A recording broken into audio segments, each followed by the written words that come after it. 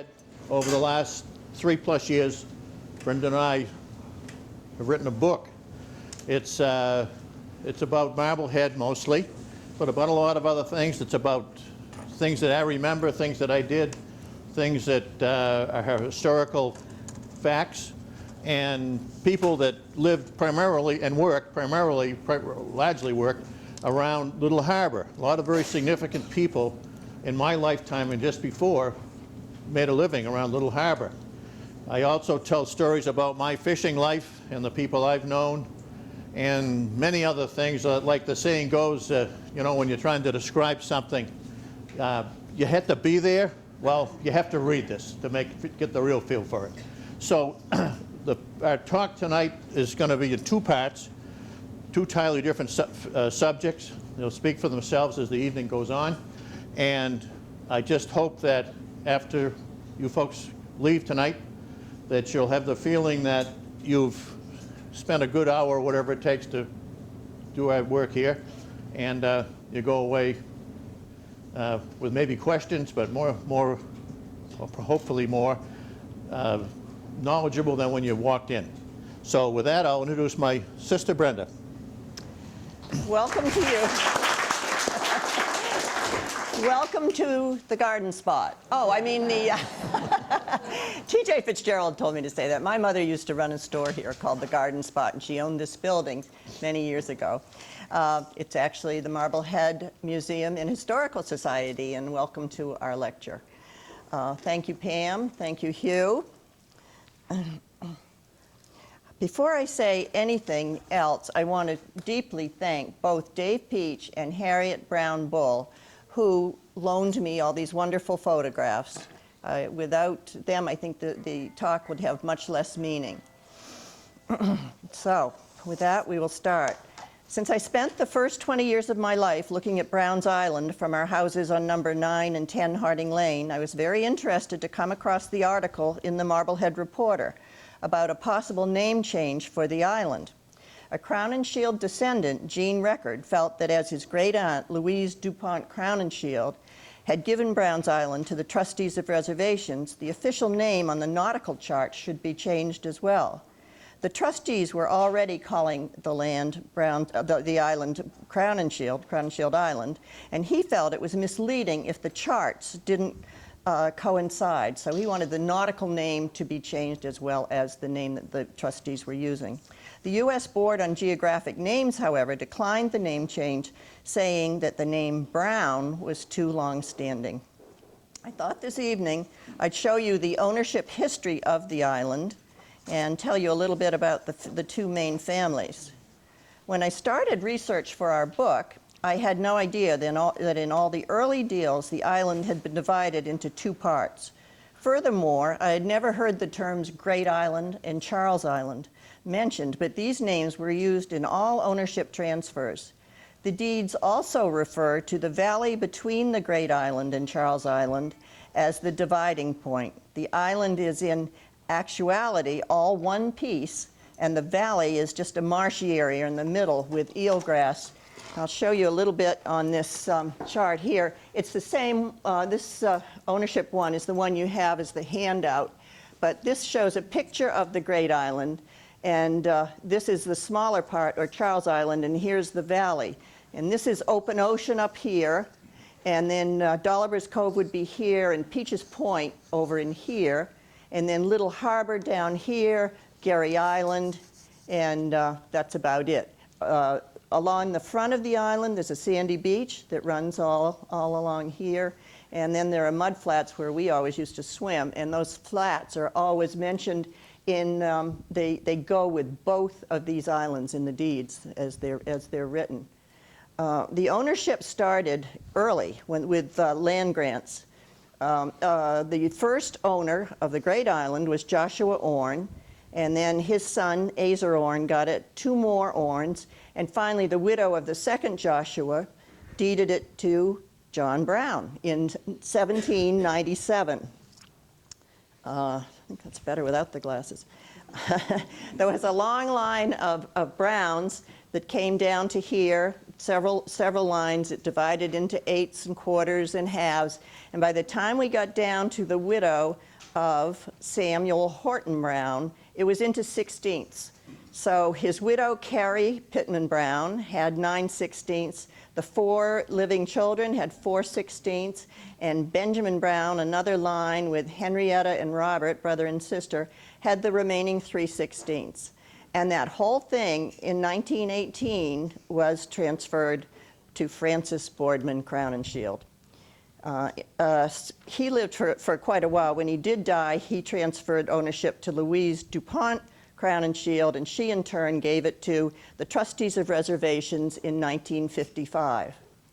The other part, Charles Island, is even more remote. Oh, by the way, this Great Island was originally called Orns Island after these very early settlers up here that had the first grant. The first grant over here went to William Charles, and that's why we have the name Charles Island. It went through a Kimball and a Russell, and then it got to Francis Frido, and Francis Frido's daughter, Mary Appleton, deeded this part right here to Benjamin Williams Crown and Shield in 1887. He was the father of Francis Boardman Crown and Shield, so when he died, this went to Francis Boardman in 1918. A little bit after he had actually gotten the deed from the Browns, he got this through the estate of his father, and that in turn also went to Louise, and the whole thing went to the Trustees of Reservations. But I think one of the interesting things about this is that it's way down here that before you get one-man ownership. So the Browns had the Great Island for 121 years, but Francis Boardman Crown and Shield was the first person to own it as a single owner.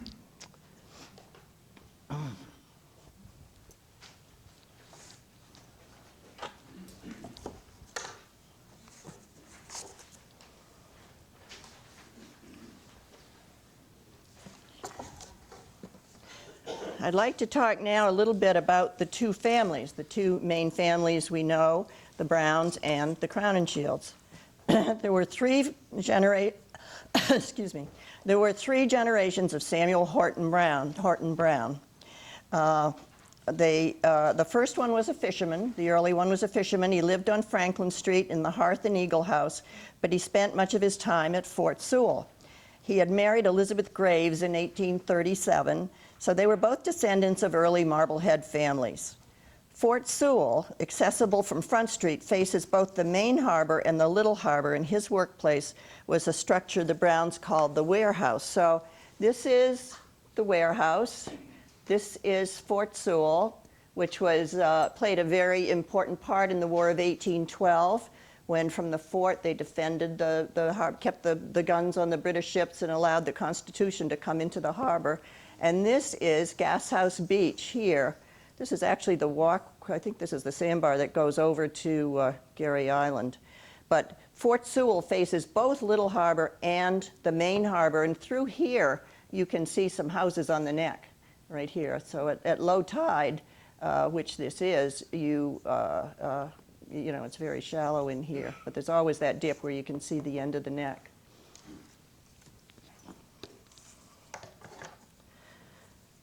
Prominently stretched out in front of his fish house was a fish flake.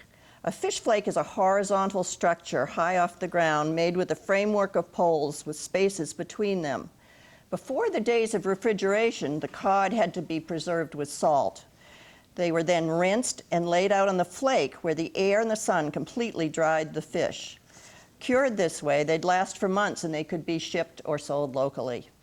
The second Samuel Horton Brown was an engineer who also married a local girl named Carrie Pittman in 1879.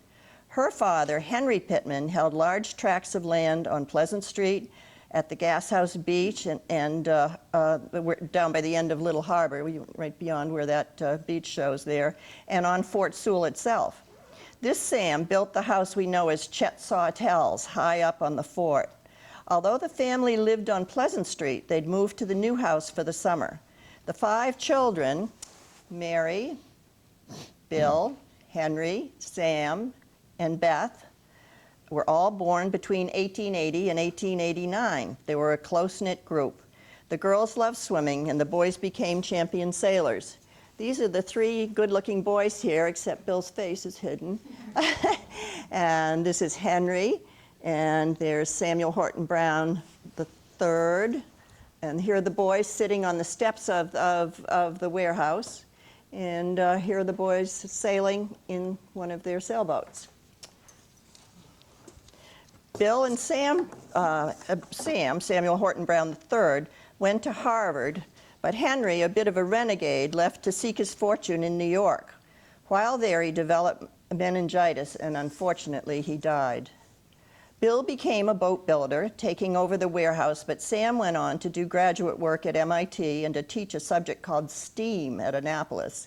He returned to Marblehead in 1925 with his wife, the former Marion Martin, the daughter of John S. Martin.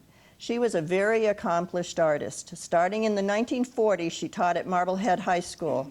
Lucky the student who had Marion for a teacher, and I'll bet there are people here tonight that had Marion as an art teacher. And this is Marion here, and this is Sam, both of these when they were a little bit older. In the early 1900s, Will Chamberlain started building his famous stories. I had a heck of a time getting it in here, but this story over here is one of Will's. And it's amazing, there aren't too many original ones that are still in halfway decent shape, but this one lived on a lake, and so it was more preserved than if it had been in the salt water. And I noticed they've got the sails in it now. It's one of the sailing dories. One design, or class boats, were just coming into vogue. The Corinthian Yacht Club was instrumental in organizing the racing. One of these sailing dories is with us tonight, as I have just mentioned. There are very few originals around. Sailing clubs sprang up all over the North Shore. In Marblehead, it was called the Beachcomber Club, located behind Gashouse Beach. Their boats were appropriately called Beachcomber dories. Salem's version, with slight modifications, was the Alpha dory. Sam and Bill were both active in the club and the races, but with his mathematical mind, Sam felt he could design a faster version. He did just that. It was called a Swampscott dory, or a Yankee dory, and these are the Yankee dories right here, racing, probably during a race week. That class continued in Marblehead's race week through the 40s and 50s, and the Brown men won many trophies. Sam had found his niche in naval architecture. He designed a very simple class boat for the Marblehead Sea Scouts. His first effort was made for his daughter, Harriet. Harriet's right here in the front row, by the way. We're very lucky to have her. She became a good sailor in her own right. The design was purposely simple so the Scouts could build the boats themselves. The picture over here shows the boys launching the finished product. So here are a bunch of the Scouts, the boat's ready, and probably that's Fort Beach where they're putting the boat in the water. And then upon their completion, the Scouts had their own racing class. Bill the builder and Sam the designer often collaborated on their projects. Bill was using the warehouse, fish house, boat shop, whatever we're going to call it, where he had his steamer and easy access for launching. Sam was drafting for Nathaniel Harrishoff and John Alden, as well as for himself. Certainly one of the last plans, if not the last, was a 33-foot lobster boat he designed for my brother Hugh in 1960. There's a picture of that here. You can see that it was much used and much loved right here. Sam did die later that year. That was 1960. Interesting that from the 5 children of Sam Jr. and Carrie, if you look back on the family chart, there was, oh, that family chart, you can't look at it at all. Here it is. So here's Samuel Horton Brown I, Samuel Horton Brown II. Here are the children of Carrie and Sam. And this is Samuel Horton Brown III, who married Marion Martin. And from these 5 children, the only offspring is Harriet Brown Bull. And she still lives in the Hearth and Eagle house right on Franklin Street.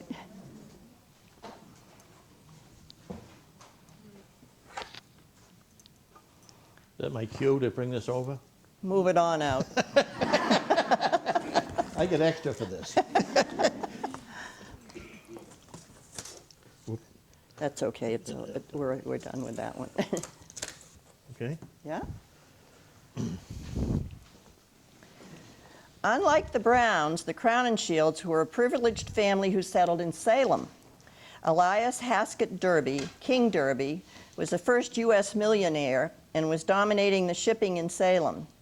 In the mid-1700s, he married George Crownshield's sister Elizabeth. George, at about the same time, had married Elias's sister Mary. There seemed to be a competition going on.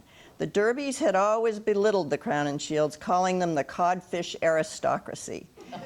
They might be captains of the ships, but the Derbys owned the vessels themselves. In the latter part of the 18th century, George changed all that.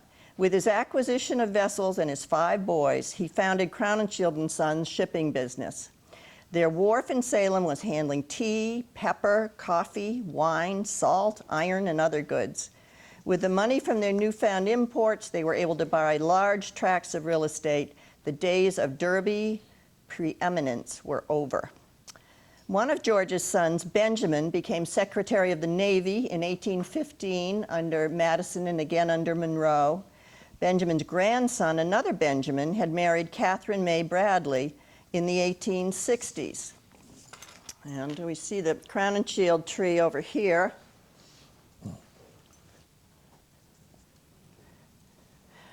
Benjamin Williams Crowninshield and Catherine May Bradley had 4 children, the oldest of which was Bowden Crowninshield. He was a famous naval architect as well. He was also in the dory clubs and was one of the racers and was very good at it. But like every other guy, he wanted a faster boat, and he figured with his money it didn't matter. He could get it built. And he was a pal of Al Graves, who had started the famous Graves Yacht Yard. So he got Al to build him a boat, and he actually took it to Germany. Went with the boat to Germany and raced over there and became a European champion and did very well here too. But of course, people always want bigger boats. So he designed what he would call the largest boat that a man could sail by himself. He wanted to be a solo sailor.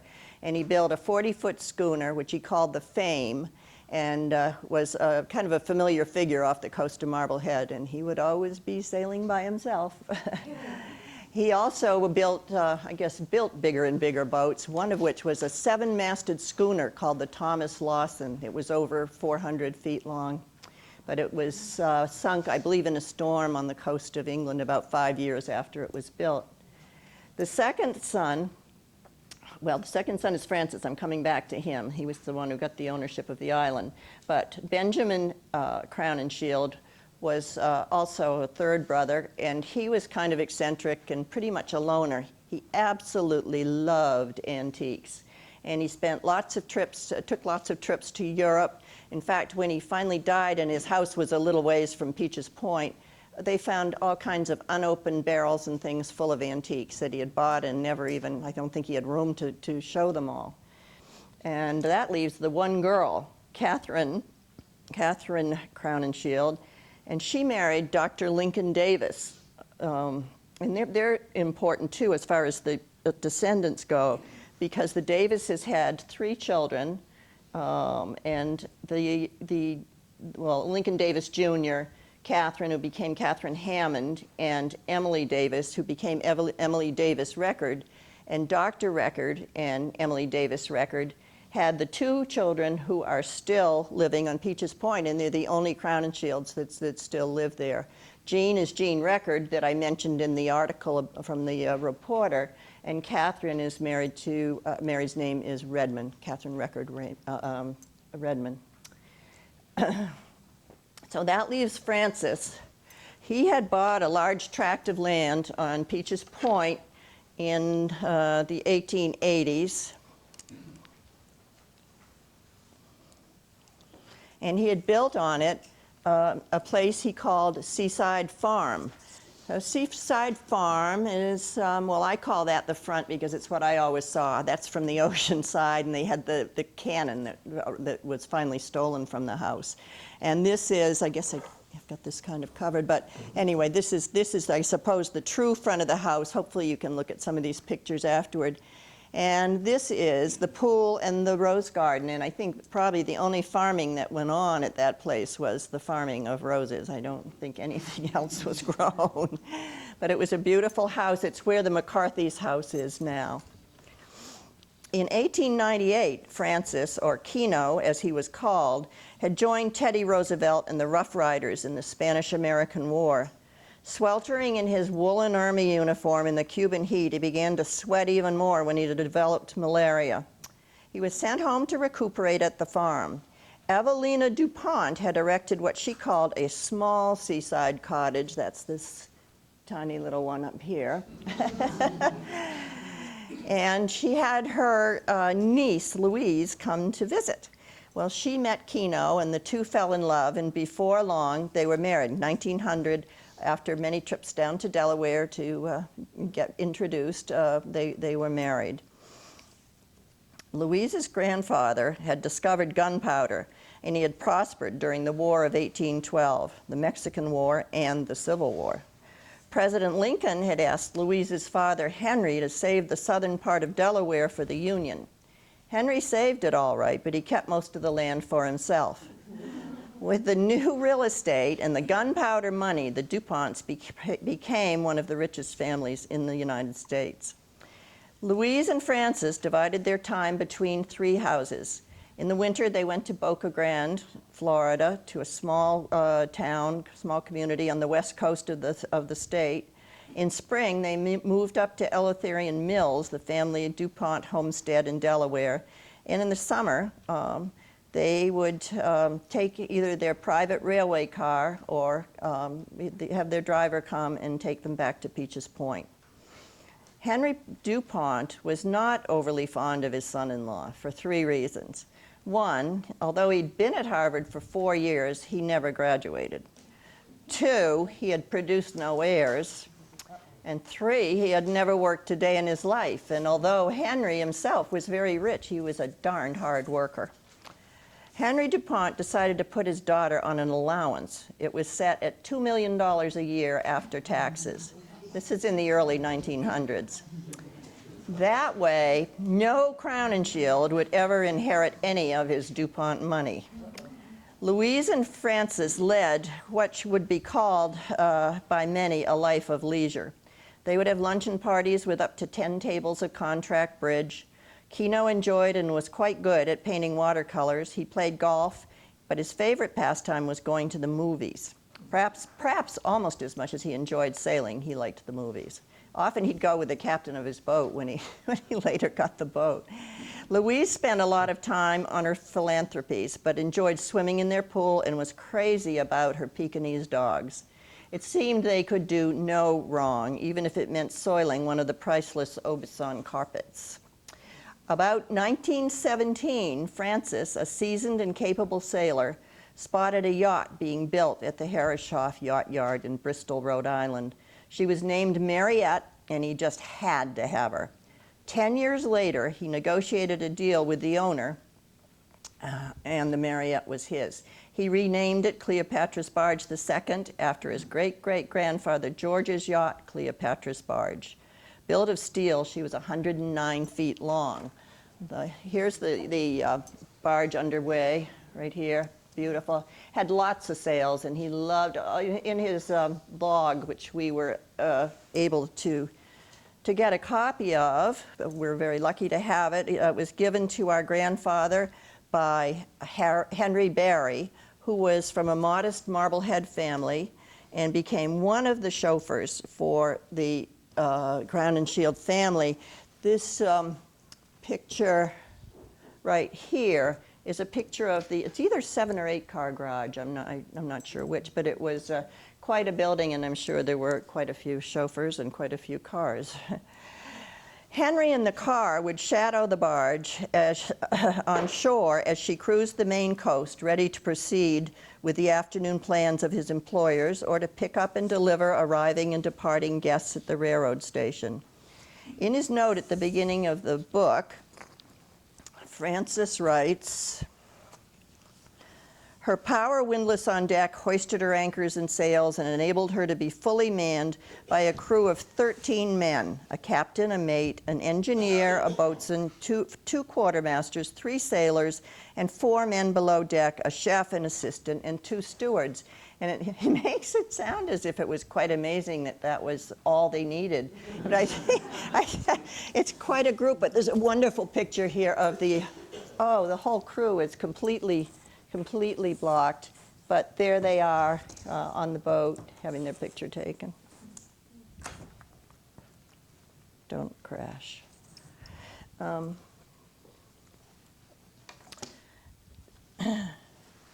Many people don't realize that there was a visit by the Constitution before her much heralded arrival in 1997. On Wednesday, July 29th, Marblehead, Frances writes in the log, "All of us and a lot more were on board at 9:30 to see the old frigate Constitution enter the harbor. She passed us soon after 11 amid a great booming of guns, much cheering, etc. She was a great sight. FBC," that's Frances, "lunched at the EYC to meet her officers. At 6 o'clock, by special invitation, we inspected the ship. I presented her with letters to my great-grandfather, Benjamin W. Crowninshield, from Isaac Hull, William Bainbridge, and Charles Stewart, her best-known commanders. Captain Gulliver gave us a special photograph of the ship. We had a stand-up dinner of 20 afterwards on board." This was 1931.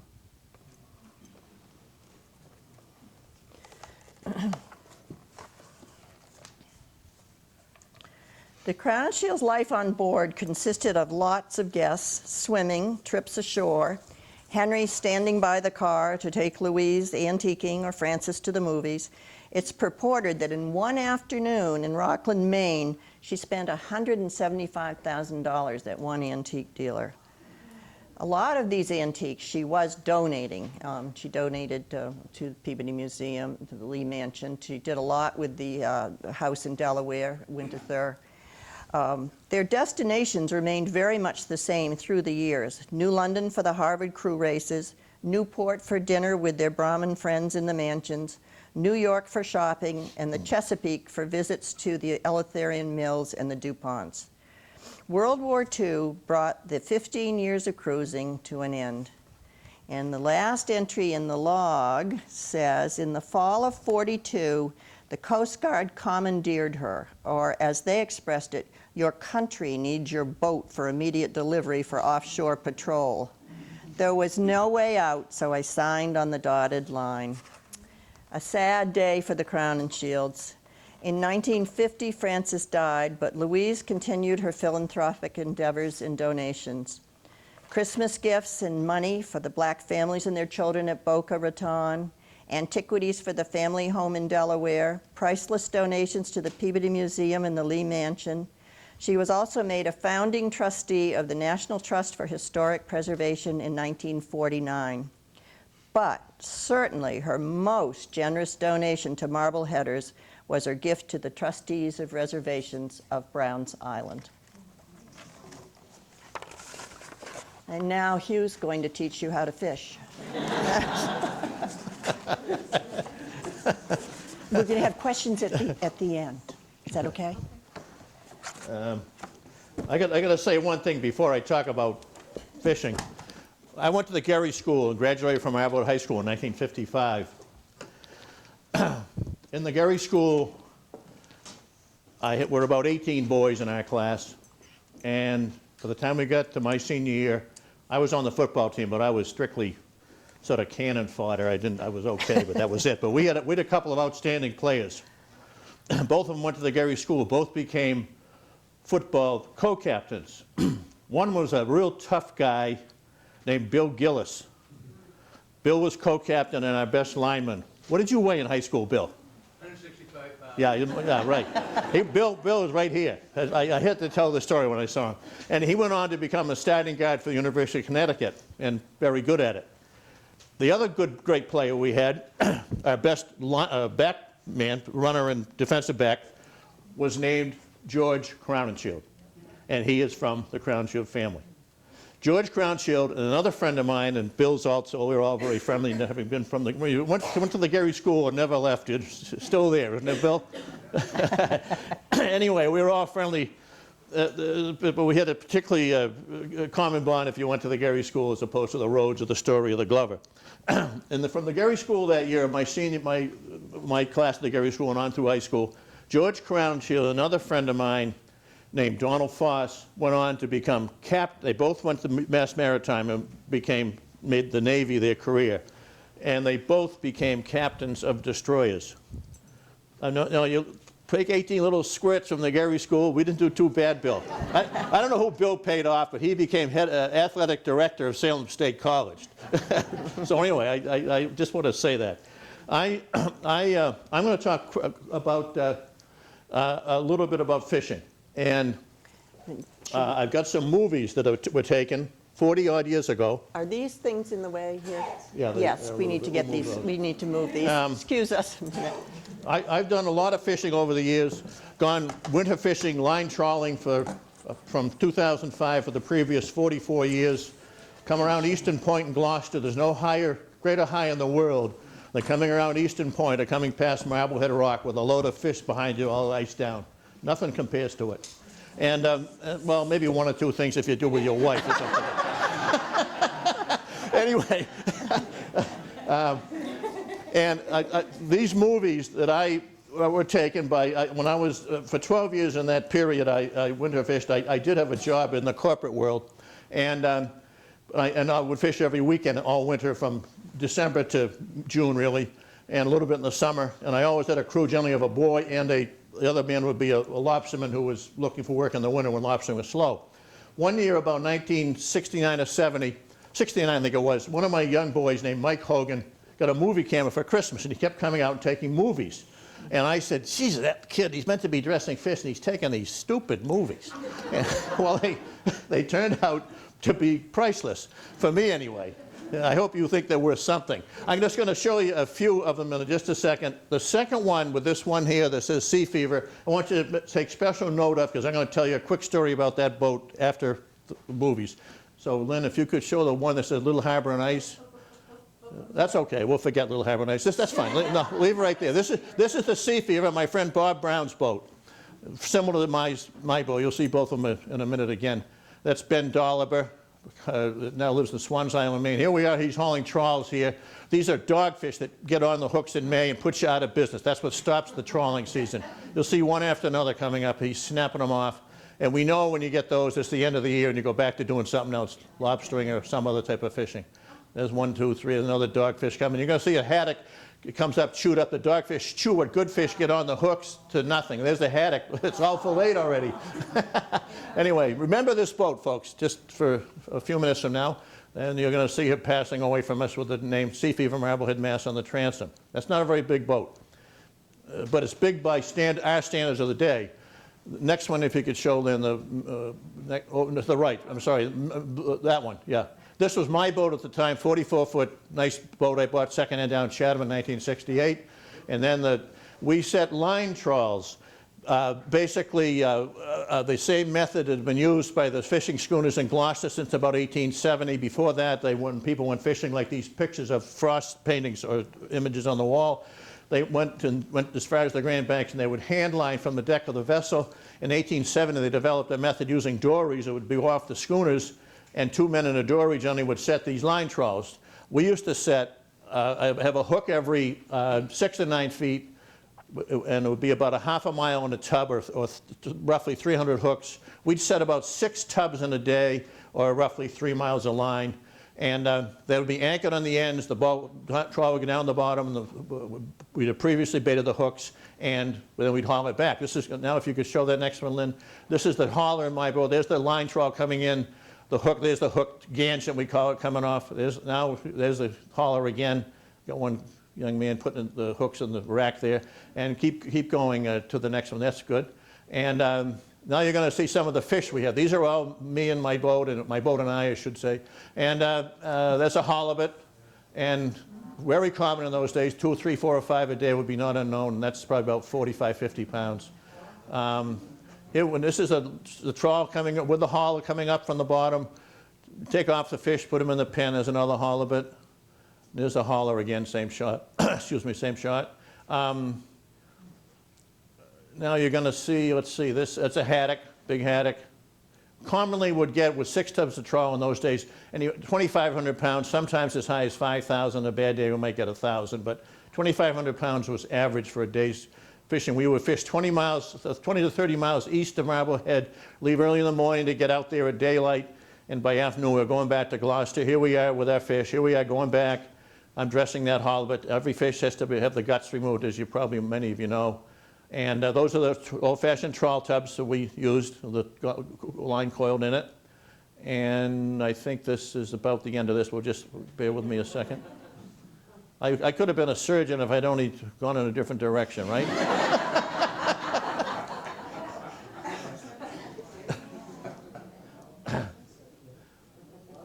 Okay. Those are large haddock. They were very common in those days, one after another if you got into them. And bang, bang. That was great fun, boy. You get the old heart pumping when they see those things coming up. That's a large cod. They were very common, still are for that matter, but used to get, if they weren't gaff ones, I thought the hook was going to be pulled out of their mouth when they came out of the water. That's what I'm doing there with that gaff. That's a cod. That's a large hake, 40-pound hake. Reminds me of some of my old girlfriends.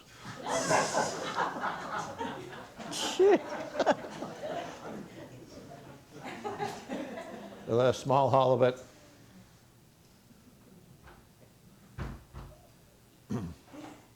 And, all right, putting on a little show there for the camera, I think. Flinging it over like that. I didn't normally do that. A piece of bait taken off. That's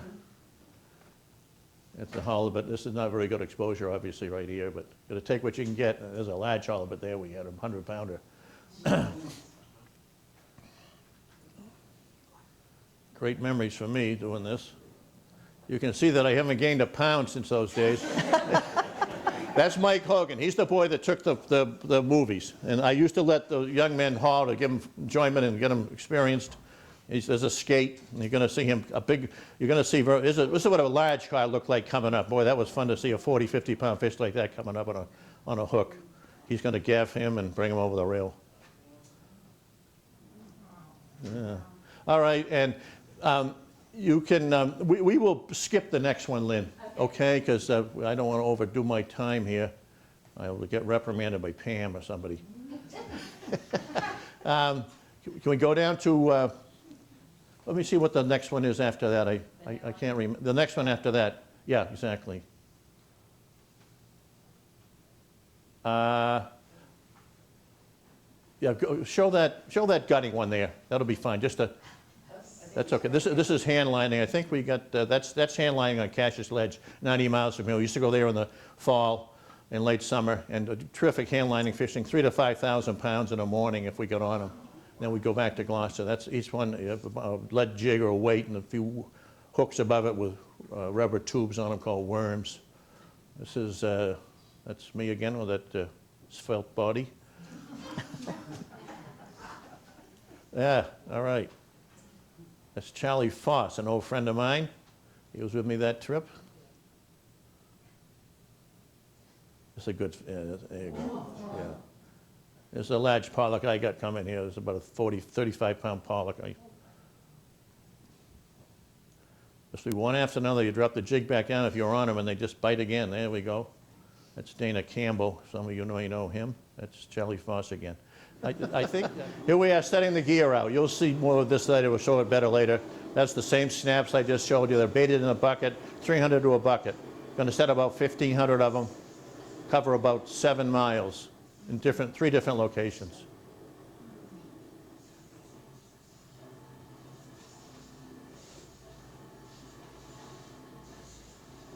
putting the boat in and out of gear because it went too fast if I kept it in gear all the time. So I'd glide along and then put it back in gear and glide some more. I did this thousands and thousands and thousands of times. I had, what's that? That's squid and probably squid and that's a mackerel there. Piece of mackerel. Squid and mackerel is what I was using at that particular trip, I believe. And you don't worry what I'm saying. It's not worth listening to.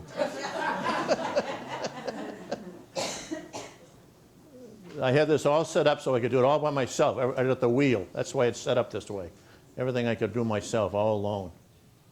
Now we've already hauled the first set back later on in the day, jogging along to the second set about 4 miles away, and I'm dressing what fish. We have to dress every fish, and in the summer quite right away if it's warm, and then get them iced.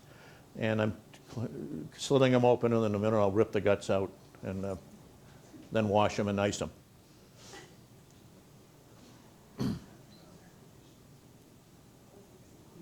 Is that sound still on there, Lynn? Yeah. Is it? Oh, okay, all right. You got an earache, huh? You're going to have to put up with some of this dressing, like I say. What you got is what we get. What we have is what we have to deal with.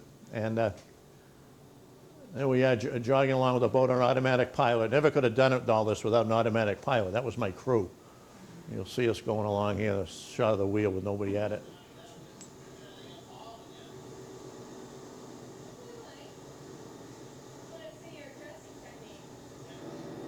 There we are going along with the boat, steering itself.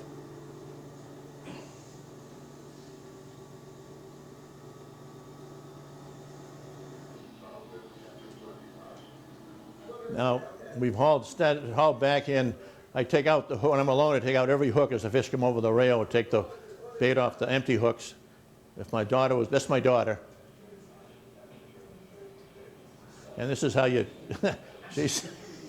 she obviously is in training.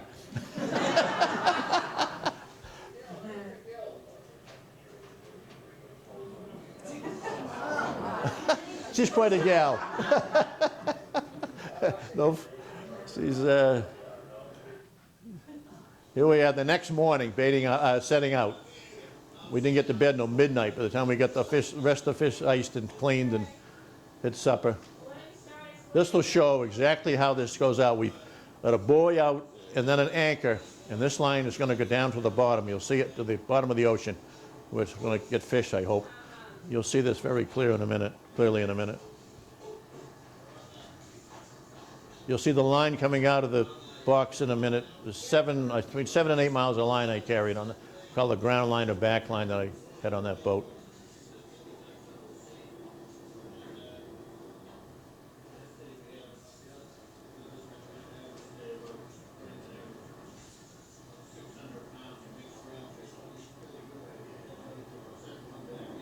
Like I say, he's not listening. I wouldn't listen to that guy if it was me.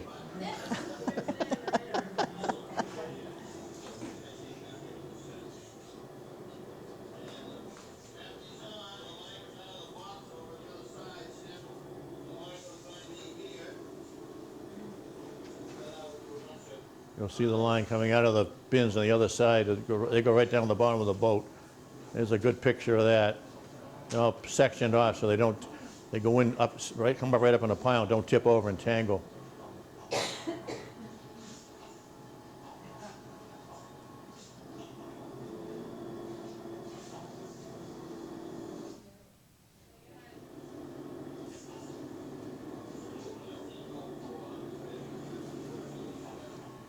Now, I think you can, that's enough of that, Lynn. If you want to shut that off, we're out of time here. And if you could turn the lights back on, I will say a couple of things, and then we can have some questions. The first thing I want to say is that you saw my daughter there. You know, for Brenda and I, this is a special occasion because we're talking, of course, but more importantly is really because we have 6 nieces that are here, these beautiful bunch of babes over here. They're our nieces. And they had different father and mother from us, but they have the same grandfather, not from us, from my daughter. I'm comparing them to my daughter. My daughter looks a lot like them. Different father and mother, but the same grandfather. I think it came through, don't you? Anyway, like I say, I could talk a lot longer about fishing. There's more of that video, but we have a time factor we have to allow for here. And I'd just like to close what I have to say here by saying that I did that the last 10 years I went fishing with that boat. I mentioned earlier I sold it in 2005. I did that alone for those 10 years. I would take someone with me who I didn't canceled all my liability insurance for crew and all that stuff, a big saving. And I was quite successful with fishing by myself, and I really loved it. I regret so I just enjoyed my own company more than anyone. Didn't have to put up with yak. Anyway, near the end, I could feel age creeping up on me, and I would take one young man, and it was the same guy, this Mike Hogan that took those movies, that little round-faced kid with the black hair. He's now about 58 or 9, or at that time it was in mid-50s. And he was great in the boat. He and I got along well. He just was so willing. He loved fishing, loved the whole thing. It's really a way of life. You know, your money is okay, but you really do it because you love it. And that's true with any fisherman around from Eastport, Maine, around up to Dutch Harbor, Alaska. It's a way of life, and it's just been a wonderful thing for me to experience it. Anyway, he would go weekends. He has a part-time job now to help him out at the Manchester, Mass. Post Office. So every Saturday and Sunday that I needed someone, I come up and you want to go fishing? Yeah, I'd love to. So with this particular morning, I want to end this, what I have to say with this little story. I love it. He lives over in Beverly now, has a daughter, now at Virginia Military Academy. And anyway, I picked him over, and it was a lot of cold weather in the winter, of course. My boat was well heated and had all the best of everything I could put on it. But still, you know, you're taking a chance in the middle of winter if ever something goes wrong by yourself. I knew I was, but I thought I had all contingencies, at least a backup plan for them. Anyway, this morning was forecasted to be a ferocious northeast snowstorm that night, starting about 6 o'clock with 60-knot northeast winds by 8 o'clock. But it was a calm morning, and we would leave in order to get out to where we want to set our gear, either just before or right at daylight. So I picked him up at 3 o'clock over in his yard in the house in Beverly. 3 o'clock in the morning, I pulled up to his driveway after we agreed upon the time the night before, and it was the coldest morning I ever tried to go fishing. It was 11 below zero on my thermometer in my truck. But we have good equipment and all that. And for the first time ever, he came out of his house and he wasn't enthusiastic. And I really had to put up a big macho front that I thought it was going to be a nice day and all this stuff. So we get down to that winter. This is the winter of January of 2005. I get down to the Cape Air Marina, which is on the Annisquam Canal. And I was tied up there and go in there and park and walk down to the boat, and then we'd call the guy up and wake him up, the guy that runs the bridge there, because we had to go through the bridge to get out. I had his telephone number. So anyway, we get down to the boat, and everything's brittle cold. And I had a close friend of mine that the only guy I really ever swapped fishing information with from Rockport, and fished out of Gloucester, named Jeff Dutine. He's mentioned in the book, if you've read the book. And he's become a very close friend. And he was still at his house in Rockport. So I called him up on the cell phone, and we talked it over. And he says, yeah, he says, you know, it's real cold, and the wind's going to come real quick. And you always wanted to allow enough time if you broke down, if someone would be able to come and get you. And we were going to go about 20 miles offshore. So anyway,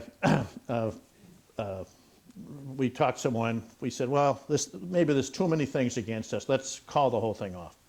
So I put the phone back on his holder there, and I turned to Mike, and I said, well, Mike, I said, let's go home. We're not going to go with this trip. He says, you know something, Cap? He says, I've always liked going fishing. He's been going with me for off and on for, you know, from those movie days. He says, you know something, Cap? I always like going fishing because you've got common sense. And I looked at him and I said, Mike, I said it had gone up to 7 below zero in the parking lot of the truck. I said it's 7 below zero. I said there's a ferocious northeaster coming within, you know, by dark. I said, I'm 67 years old. I'm down here on this stupid boat, and you think I got common sense? Thanks a lot, folks.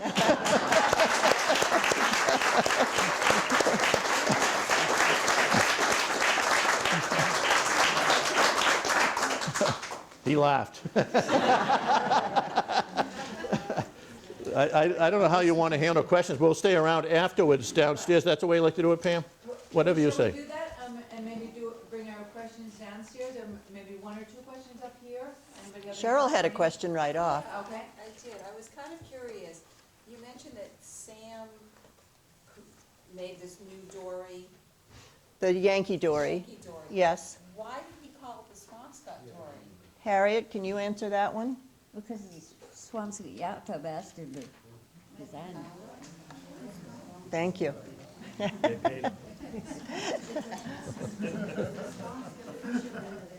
believe the flagpole at the Corinthian is the mast from the Cleopatra's barge. Really? Yeah, Yeah, I didn't know that. Yeah, And at the Peabody Essex, they have one of the rooms yeah.